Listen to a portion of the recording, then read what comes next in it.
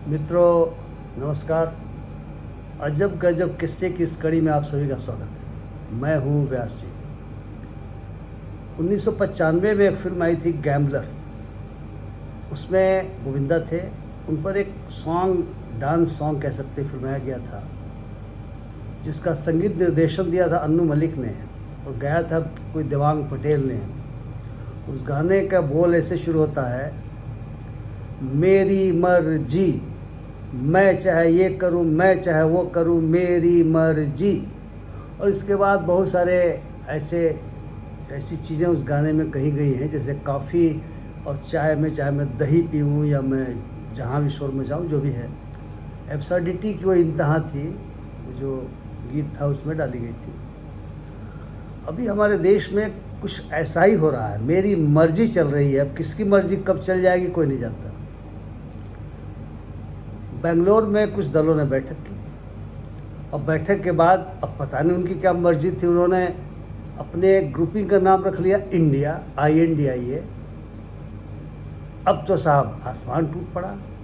कुछ राष्ट्रभक्त उतर आए उसी समय, जो छुट भैये टाइप थे। खरे हम तो भारत में रहते हैं, इंडिया क्या है। किसी ने कहा इंडिया वाले तो जीन्स पहनते हैं, बाहर वाले हैं। कोई तो दौड़ करके कोर्ट में चला गया कि देश का नाम इस्तेमाल कैसे करेंगे। कोई इलेक्शन कमीशन के पास चला गया। ये मामला दबा हुआ ही था कि क्योंकि इस बीच कई दूसरी चीज़ें आ गई। यूनिफॉर्म सिविल कोड पर बहस शुरू हो गई। इसके बाद एक और किसी की मर्जी हुई, उसने कहा कि नहीं, एक देश में एक इलेक्शन होना चाहिए। और लॉ कमीशन सिर खुजा रहा था, 2018 में उसे ड्राफ्ट दिया था, लेकिन शुरू हो गया मामला। यह मामले के बाद तुरंत दक्षिण में किसी सज्जन के मन में आ गया कि सनातन के बारे में कुछ कहना चाहिए। उन्होंने पता नहीं क्या कह दिया कि उसको लेकर के हंगामा शुरू हो गया। अब उनकी मर्जी कुछ थी, यहाँ पर कुछ और मर्जी की बात शुरू हो गई। लेकिन अचानक ये जो छुट भइयों ने इंडिया और भारत का मामला शुरू किया था, उसमें बड़े लोग कूद पड़े और अब तो बाकायदा यह तय हो गया है कि भारत शब्द का प्रयोग अधिकाधिक किया जाता रहेगा। कहीं कोई दिक्कत नहीं इसमें, क्योंकि जो हमारे संविधान की आर्टिकल पहली है, वो शुरुआत ही में कहती है, अंग्रेजी में जो उसका पोर्शन है, India that is Bharat shall be a union of states.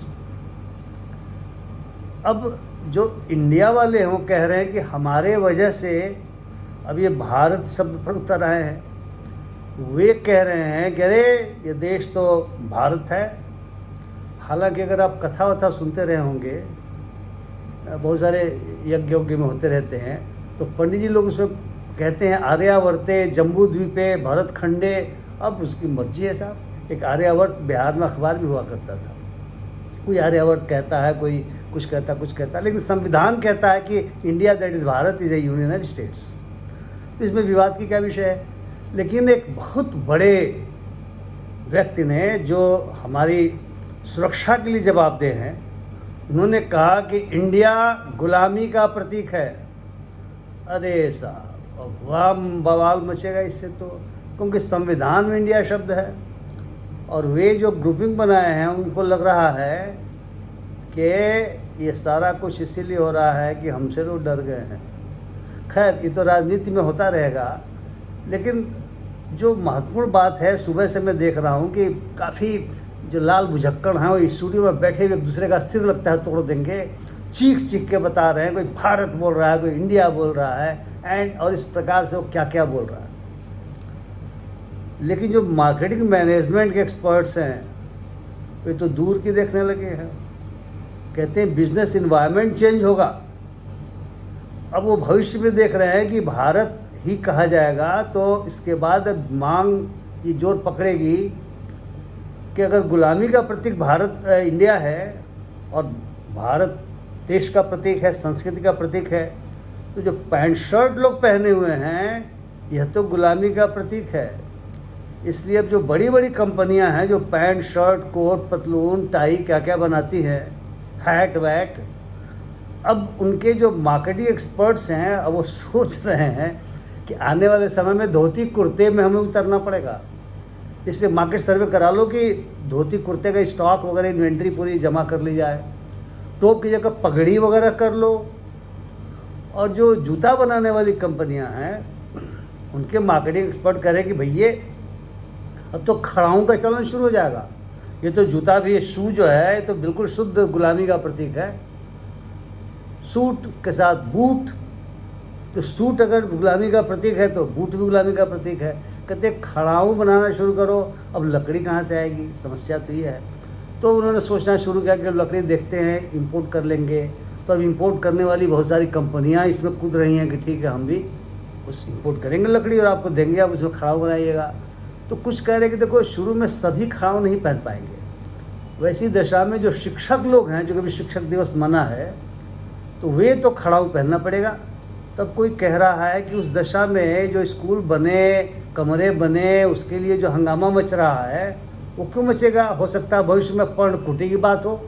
गुरु शिष्य परंपरा के अंतर्गत जो हमारे देश की संस्कृति रही है, हम गुलामी का प्रतीक क्यों करेंगे, पक्के स्कूल बिल्डिंग क्यों बनाएंगे, पर्णकुटियाँ बनेंगी, फूस से पर्णकुटी बनेगी, उसमें पढ़ाई होगी पेड़ के नीचे उपवन में, जहाँ भंवरे गुंजायमान हो रहे होंगे, जहाँ फूल खिले होंगे और गुरुजी खड़ाऊं पहनते हुए वहाँ पर आएंगे।